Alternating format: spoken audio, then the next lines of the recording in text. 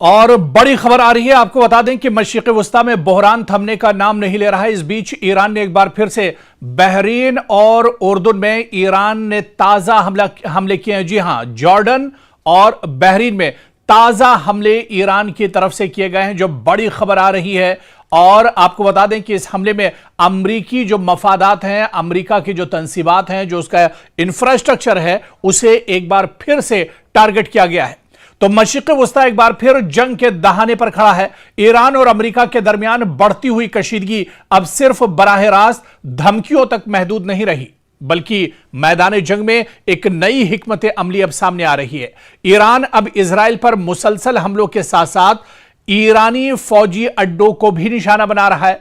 उन अमरीकी फौजी अड्डों को भी निशाना बना रहा है ईरान, जो पूरे खित्ते में वॉशिंगटन की अस्करी ताकत की रीढ़ की हड्डी समझे जाते हैं, जो बहुत इंपॉर्टेंट है दरअसल पेंटागन और वॉशिंगटन के लिए। हालिया दिनों में बहरीन और उर्दन में मौजूद अमरीकी फौजी तंसीबात पर होने वाले हमलों ने न सिर्फ अमरीका बल्कि उसके इत्तेहादी ममालिक को भी तशवीश में मुब्तला कर दिया है। परेशान है अमरीका। डोनाल्ड ट्रंप अब परेशानी के शिकार हो गए हैं। सवाल यह है कि आखिर इन अड्डों की अहमियत क्या है? आखिर इस तरह के हमले ईरान इन्हीं कुछ ममालिक पर क्यों कर रहा है? सवाल यह भी उठ रहा है कि ईरान इन ममालिक को क्यों टारगेट कर रहा है?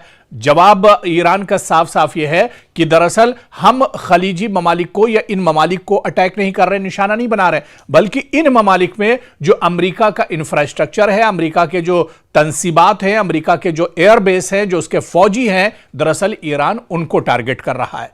ईरान ने साफ कर दिया है कि वो आखिर इन ममालिक को निशाना मशरिक़ वस्ता में क्यों बना रहा है। और अगर ये हमले इसी तरह जारी रहे तो आप ये मान लिए कि खित्ते की ताकत का तवाजुन अब दरअसल बिगड़ता हुआ नजर आ रहा है। अब यहां ईरान के हाथ से ये बाजी जाती हुई अब नजर आ रही, फिसलती हुई नजर आ रही है। फौजी जो एक्सपर्ट्स हैं, इनके मुताबिक ईरान की कोशिश यह है कि अमेरिका को एक ही महाज पर लड़ने के बजाय मुख्तलिफ समतों से दबाव बनाया जाए, मुख्तलिफ समतों से उसके ऊपर प्रेशर बिल्डअप किया जाए। इसीलिए ईरान के तवज्जो इन मराकिज पर मरकूज है, जहां से अमेरिका दरअसल अपनी बहरी और फजाई कार्रवाइयां चलाता है, इंटेलिजेंस मालूमात हासिल करता है, अपने इत्तेहादियों को फौजी मदद फराहम करता है, जंगी जहाजों और तैयारों को ईंधन और रसद मुहैया कराता है। यानी हदफ सिर्फ फौजी नहीं बल्कि अमेरिकी लॉजिस्टिक नेटवर्क भी है। और आप देखिए कि बहरीन दरअसल बहुत इंपॉर्टेंट है अमेरिका के लिए। बहरीन में अमेरिका ने बहुत इन्वेस्ट करके रखा है। अमेरिका के बड़े बड़े यहां पर शॉपिंग मॉल्स, अमेरिका का जो एयरबेस है, उसका हवाई अड्डा है, उसके कई हजार फौजी यहां पर मौजूद हैं। तो बहरीन अमेरिका के लिए मशरिक़ वस्ता में सबसे अहम बहरी अड्डों में शुमार होता है, क्योंकि यहां अमेरिकी बहरिया का 5th फ्लीट भी कायम है। और यह फ्लीट आप देखिए कि कई इलाकों में अमेरिकी बहरी कार्रवाइयों की निगरानी करता है। खास तौर से जो बहरीन का 5th फ्लीट है, वो खलीज फारस, अबनाए हुर्मुज, खलीज ओमान, बहरे अरब और बहरे अहमर को एक तरह से सेफगार्ड देता है, इसकी हिफाजत करता है। इसकी निगरानी दरअसल बहरीन से ही होती है। 5th फ्लीट ही इन तमाम जो ये समुद्री रास्ते हैं, गुजरगाहें हैं, इनकी जो निगरानी होती है वो बहरीन से होती है। इसी बेड़े के जरिए अमेरिका ईरान की बहरी सरगर्मियों पर नजर रखता है और इजराइल समेत अपने इत्तेहादियों को समुद्री तहफ्फुज़ भी फराहम करता है। इसी वजह से बहरीन पर ईरान के हमला करने की एक बहुत बड़ी स्ट्रेटेजी है। रिपोर्ट्स के मुताबिक ईरान या उसके हिमायत याफ्ता अनासिर ने बहरीन में अमरीकी फौजी तंसीबात को निशाना बनाने की कोशिश की, जिसका मकसद अमरीकी कमांड एंड कंट्रोल सिस्टम पर दरअसल दबाव डालना था। अगर ऐसे हमले कामयाब होते हैं तो इसके नतीजे में आप यह मानकर चलिए कि बहरी कार्रवाइयां मुतासिर हो सकती हैं, इंटेलिजेंस राब्ते कमजोर अमेरिका के पड़ सकते हैं, अमेरिकी बहरी बेड़े की नक्ल हरकत सुस्त पड़ सकती है, खलीज में मौजूद अमेरिकी जंगी जहाजों की सपोर्ट भी मुतासिर हो सकती है। और फिर इसके बाद अगर बात तो उर्दुन यानी उर्दन की जाए, जॉर्डन की जाए, यह भी बहुत इंपॉर्टेंट है। यह भी अमेरिका का एक बहुत अहम अड्डा एक तरह से माना जाता है। उर्दन बज़ाहिर जंग का मैदान नजर नहीं आता, लेकिन फौजी एतबार से यह अमेरिका के लिए मशरिक़ वस्ता में या खलीजी ममालिक में इंतहाई अहम मुल्क है अमेरिका के लिए। उर्दन में मौजूद टावर 22, आपने नाम सुना होगा, जब से जंग छिड़ी है टावर 22 का नाम भी सामने आ रहा है। उर्दन में मौजूद अमरीकी टावर 22 अमरीकी फौज का एक बहुत अहम अड्डा है, जहां से सीरिया यानी शाम, इराक और उर्दन की सरहदी पट्टी के करीब वाक़ है और यह अड्डा कई अहम जिम्मेदारियां अंजाम देता है। शाम और इराक में अमरीकी कार्रवाइयों की निगरानी करता है, यानी फजाई निगरानी, air surveillance, intelligence operations, drone missions और इजराइल के दिफाई निजाम की भी यह पूरी तरह से मदद करता है। रिपोर्ट्स के मुताबिक अब ईरान दरअसल इसी टावर 22 पर अटैक कर रहा है और इस पर एक तरह से टारगेट इसे ईरान ने बनाया हुआ है। हालिया हमलों में इस अड्डे के बाद लॉजिस्टिक मराकज और निगरानी के निजाम को नुकसान ईरान ने पहुंचाया है, जबकि मुताद्दद अमरीकी एहलकार जख्मी होने की इत्तलात भी सामने आई है। अगरचे नुकसान की मुकम्मल और आजादाना तस्दीक एक तरह से नहीं हुई है। अमेरिका, जैसे कि हम आपको पहले भी बता चुके हैं कि अमेरिका दरअसल इन्हें छुपाने की पूरी कोशिश करता है। अमेरिका यह चाहता है कि ये चीजें दरअसल निकलकर सामने ना आने पाए, जो हमले हो रहे हैं वो हमले दुनिया के सामने ना आने पाए, वरना अमेरिका की जो चौधराहट है, अमेरिका का सुपर पावर वाला जो टैग है, वो दरअसल कहीं ना कहीं उस पर असर पड़ेगा। और यह कहना अभी कबल अज वक्त होगा कि अमेरिका की कई दहाइयों पर मुहित बालादस्ती खत्म होने वाली है, लेकिन इतना जरूर है कि अमेरिका को बहुत बड़ी चोट दरअसल मशरिक़ वुस्ता में लगी है, जिसकी भरपाई करने में अमेरिका को एक लंबा वक्त लगेगा, या फिर अमेरिका मशरिक़ वुस्ता छोड़कर चला जाएगा, या फिर मशरिक़ वुस्ता में अगर रहता है तो उसका वो दबदबा नहीं रह जाएगा जो अब से कुछ साल पहले या इन जंगों से पहले जो अमेरिका का दबदबा मशरिक़ वुस्ता में हुआ करता था। क्योंकि मशरिक़ वुस्ता में जारी जंग अब सिर्फ ईरान, अमेरिका और इजराइल के दरमियान फौजी तसादुम तक महदूद नहीं रही, बल्कि इसने दुनिया के दो अहम तरीन बहरी तिजारती रास्तों को भी अपनी लपेट में ले लिया है। एक तरफ अबनाए हुर्मुज में ईरान और अमेरिका की कशीदगी बढ़ रही है, तो दूसरी जानिब यमन के हुसी जो लड़ाके हैं, उन्होंने बुहारे अहमर और बाबुल मंदब में सऊदी अरब के खिलाफ नई बहरी कार्रवाइयों का आगाज कर दिया है। अगर यह बहरान मजीद शिद्दत इख्तियार करता है तो इसके असरात सिर्फ खलीजी ममालिक तक महदूद नहीं रहेंगे, बल्कि भारत, यूरोप, चीन और पूरी आलमी मईशत पर इसके असरात मुरत्तब हो सकते हैं। रिपोर्ट्स के मुताबिक हुसी लड़ाकों ने दावा किया है कि उन्होंने बुहारे अहमर में सऊदी अरब से वाबस्ता 2 ऑयल टैंकर्स इंसिलिया और लैला को मिसाइलों और ड्रोन से निशाना बनाया है। हुसियों के मुताबिक इन हमलों के नतीजे में दोनों जहाजों में आग लग गई, ताहम इन दावों के हर पहलू से आजादाना तस्दीक नहीं हो सकी। दस्तयाब इत्तलात के मुताबिक सऊदी हुक्काम ने सिर्फ एक जहाज पर हमले और इसमें आग लगने की तस्दीक की है, यानी सऊदी अरब इस बात की तस्दीक करता है कि हमला तो हुआ है, जबकि जो हुसी लड़ाके हैं, हुसी मुजाहिदीन का कहना है कि अमेरिका और उसके इत्तेहादियों के 2 ऑयल टैंकर्स को निशाना बनाया है, जबकि सऊदी अरब का कहना है कि यह हमला हुआ है जिसमें एक ऑयल टैंकर दरअसल तबाह बर्बाद हो गया, उसमें आग लग गई। लेकिन आप देखिए कि बाबुल मुंदब जो है, यह दुनिया के अहम तरीन जो समंदरी रास्ते हैं इनमें शुमार होता है। यह बुहारे अहमर को खलीज अदन और फिर बहरे हिंद से मिलाता है, जबकि आगे यही रास्ता नहर सुइज के जरिए यूरोप तक पहुंचता है। और फिर आप देखिए कि एशिया से यूरोप जाने वाले कंटेनर जहाज गुजरते हैं, तेल और LNG की बड़ी मिकदार यहां से मुंतकिल होती है। आलमी तिजारत का एक बहुत बड़ा और अहम हिस्सा दरअसल इसे माना जाता है। अगर यह रास्ता गैर महफूज हो जाए तो जहाजों को अफ्रीका के जुनूबी किनारे यानी कैप ऑफ गुड होप से लंबा सफर तय करना पड़ता है, जिससे वक्त, लागत और इंश्योरेंस अखराजात कई गुना बढ़ जाते हैं।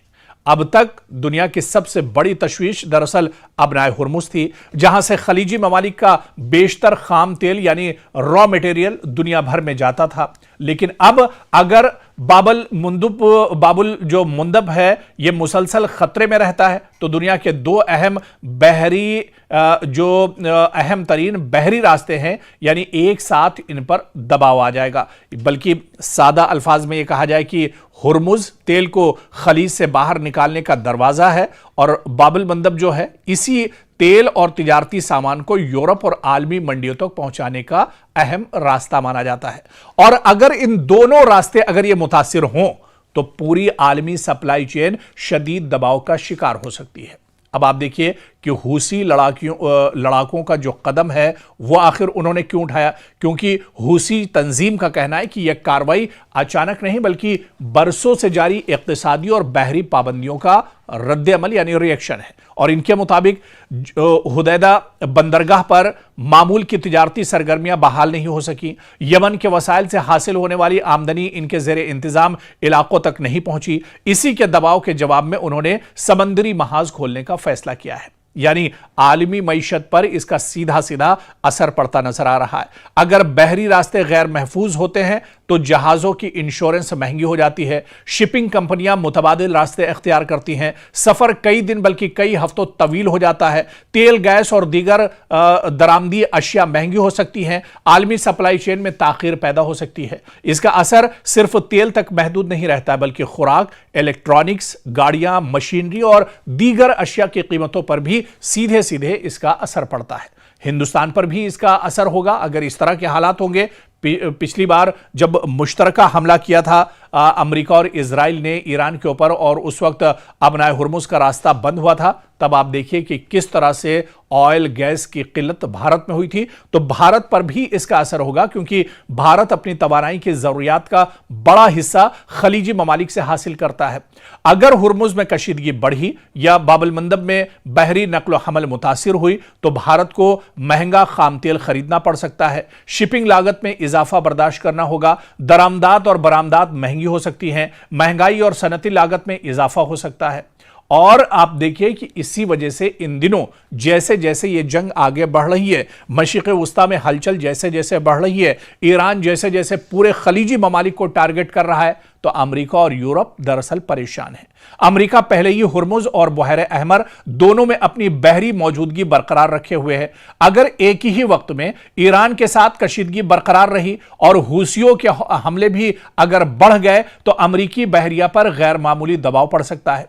इधर यूरोप के लिए भी खतरा कम नहीं है क्योंकि नहर सुइज के जरिए एशिया और यूरोप के दरमियान होने वाली तिजारत बाबुल मंदब पर मुनहसिर है। अगर यह रास्ता मुतासिर होता है तो फिर यूरोप को सप्लाई चेन में रुकावट, तवानाई के बहरान और महंगाई का सामना एक तरह से करना पड़ सकता है। यानी एक तरह से जो परेशानियां हैं वो पूरी दुनिया के लिए बढ़ सकती हैं और यह कहा जाए कि इस जंग का जो असर है वो सिर्फ मशरिक़ वुस्ता तक, खलीजी ममालिक तक या ईरान, इजराइल और अमेरिका तक महदूद नहीं है, बल्कि अब इस जंग का असर जो चीजें हमने आपको डिटेल में बताई, चाहे वो अबनाए हुर्मुज की इंपॉर्टेंस हो, चाहे वो बाबुल मंदब की इंपॉर्टेंस हो, बहर अहमर की अहमियत हो, इन सब को मिलाकर आप देखिए कि अब ये जंग, इस जंग का असर दरअसल पूरी दुनिया पर पड़ता हुआ नजर आ रहा है और पूरी दुनिया अब दरअसल परेशान है। और शायद यही वजह है कि आप देखिए कि अमेरिकी सदर डोनाल्ड ट्रंप ने अपना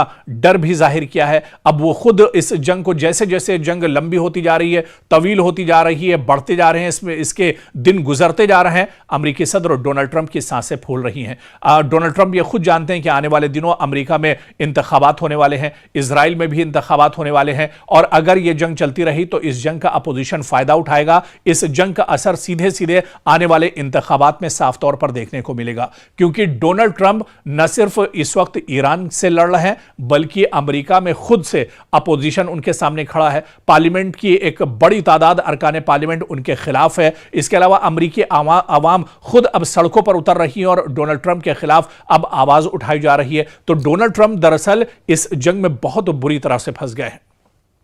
और इस जंग की जो सबसे दिलचस्प बात है, जो पहलू है, वो दरअसल यह है कि इस जंग से अमेरिका का कोई लेना देना नहीं था। यह मशरिक़ वुस्ता में यह जंग दरअसल इजराइल ने अपने से शुरुआत की थी, ईरान पर अचानक हमला किया था और उसमें इजराइल ने अमेरिका से मदद मांगी थी। लेकिन अब यही जंग सीधे सीधे ईरान के सर पर पड़ गई है। इसी वजह से आप देखिए कि कई बार नेतन्याहू को डोनाल्ड ट्रंप दरअसल फटकार लगा चुके हैं, कई बार उन पर नाराज हो चुके हैं। लेकिन क्योंकि अब कुर्बत इतनी ज्यादा है या ये दोनों मुल्क दरअसल ईरान से इनकी दुश्मनी है, तो दरअसल दोनों की मजबूरी एक दूसरे के साथ रहना है, एक दूसरे का साथ देना है। ऐसे में डोनाल्ड ट्रंप और नेतन्याहू, या यूं कहें कि इजराइल और अमेरिका एक साथ ईरान के साथ लड़ रहे हैं। नहीं तो जो हालात अब बने हैं, जिस तरह से अमेरिका इस जंग में फंसा हुआ है, इसके लिए अमेरिका दरअसल दबे ही अल्फाज में सही लेकिन इजराइल को जिम्मेदार एक तरह से ठहरा रहा है। लेकिन सबसे अहम सवाल फिर वही कि जिस चीज के लिए जंग शुरू हुई थी, क्या वो मकसद अमेरिका ने हासिल किया? क्या ईरान का जो न्यूक्लियर पावर है, जो एटमी ताकत है, जो यूरेनियम की अफजूदगी की जो बात थी, क्या उसमें से कोई एक चीज इतने महीनों में जो जंग चल रही है, क्या उसमें इजराइल और अमेरिका हासिल कर पाए हैं? बस ये कि जो मासूम है उनका कत्लेआम हो रहा है, जो इंफ्रास्ट्रक्चर है आम लोगों के जो काम आता है ईरान के अंदर, उस पर लगातार हमले किए जा रहे हैं।